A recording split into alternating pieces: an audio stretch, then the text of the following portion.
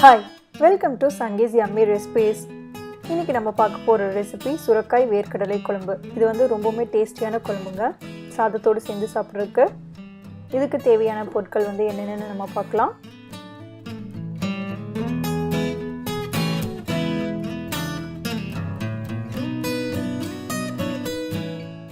இப்போ நம்ம pan வச்சு pan ஹீட் ஆனதுக்கு அப்புறம் 2 டீஸ்பூன் ஆயில், 1/2 டீஸ்பூன் கடுகு, 1 வெங்காயம், 2 பூண்டு, 2 பச்சை மிளகாய், கொஞ்சம் கருவேப்பிலை எல்லாம் ஆட் பண்ணிட்டு நல்லா ஃப்ரை பண்ணுங்க. வெங்காயம் நல்லா வதங்கணும்.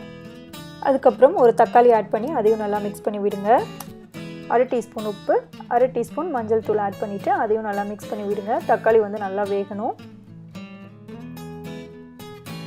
அதுக்கப்புறம் நான் ஒரு மீடியம் சைஸ் சுரக்காயை எடுத்து நான் வந்து கட் பண்ணி வச்சுருக்கேன். அதையும் ஆட் பண்ணிவிட்டு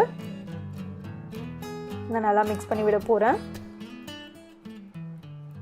இப்போது இதை நல்லா மிக்ஸ் பண்ணிவிட்டு இதை ஒரு 1/2 டம்ளர் தண்ணி ஆட் பண்ணிவிட்டு நம்ம ஒரு 2 மினிட்ஸ் வந்து இதை க்ளோஸ் பண்ணி வேக வைக்கலாங்க. இப்போ நம்ம மசாலா ரெடி பண்ணிக்கலாம். நான் வந்து பச்சை வேர்க்கடலை எடுத்திருக்கேன். இது வறுக்கலைங்க. பச்சை வேர்க்கடலை வந்து ஒரு 1/4 கப்புக்கு கம்மியாக எடுத்திருக்கேன். ரொம்ப போட்டிங்கன்னா டேஸ்ட் நல்லா இருக்காது.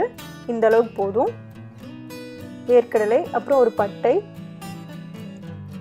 2 கிராம்பு, 1/4 டீஸ்பூன் சோம்பு, 1/4 டீஸ்பூன் கசகசா, இதெல்லாம் ஆட் பண்ணிவிட்டு நம்ம கொஞ்சம் தண்ணி ஆட் பண்ணிவிட்டு இதை நல்லா வந்து பேஸ்ட்டாக அரைச்சி வச்சுக்கலாம்.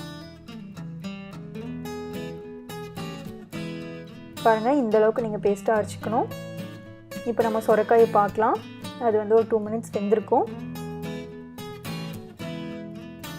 இப்போ எடுத்து பாருங்கள். இது வந்து ஒரு கொஞ்சம் ஹாஃப் பாயில் ஆகிருக்குங்க. இப்போ நல்லா மிக்ஸ் பண்ணி விட்டுட்டு நல்லா மிக்ஸ் பண்ணிவிட்டு நம்ம அரைச்சி வச்சுருக்கிற வேர்க்கடலை மசாலாவை வந்து நம்ம ஆட் பண்ணிக்கலாம். ஆட் பண்ணிவிட்டு இப்போ கொஞ்சம் திக்காக இருக்கும் குழம்பு. உங்களுக்கு தேவையான அளவு தண்ணி ஆட் பண்ணிக்கோங்க. ஆட் பண்ணிவிட்டு இந்த ஸ்டேஜ்லேயே நீங்கள் வந்து உப்பு காரம் எல்லாம் சரியாக இருக்கான்னு பார்த்துக்குங்க. தேவையான ஆட் பண்ணிக்கலாம். எல்லாம் ஆட் பண்ணிவிட்டு நம்ம இதை க்ளோஸ் பண்ணி ஒரு 10 மினிட்ஸ் வேக வைக்கலாம். வேர்க்கடலையோட பச்சை வாசனை போகணும். இப்போது 10 மினிட்ஸ் ஆயிடுச்சுங்க. நம்ம எடுத்து பார்க்கலாம். பாருங்கள், இப்போது இதை நல்லா மிக்ஸ் பண்ணிவிட்டு டேஸ்ட் பண்ணி பார்த்தீங்கன்னா இந்த வேர்க்கடலையோட பச்சை வாசனை வந்து நம்மளுக்கு தெரியவே தெரியாது. இதே மாதிரி நம்ம சுரைக்காய், கத்திரிக்காய் ரெண்டுலேயுமே வந்து செய்யலாங்க. இது வந்து ரைஸோடு சேர்ந்து சாப்பிட்றதுக்கு ஒரு ரொம்பவுமே டேஸ்டியான குழம்பு. கண்டிப்பாக வந்து நீங்கள் ட்ரை பண்ணி பாருங்கள். நீங்கள் ட்ரை பண்ணிவிட்டு எனக்கு கமெண்ட் பண்ணுங்கள்.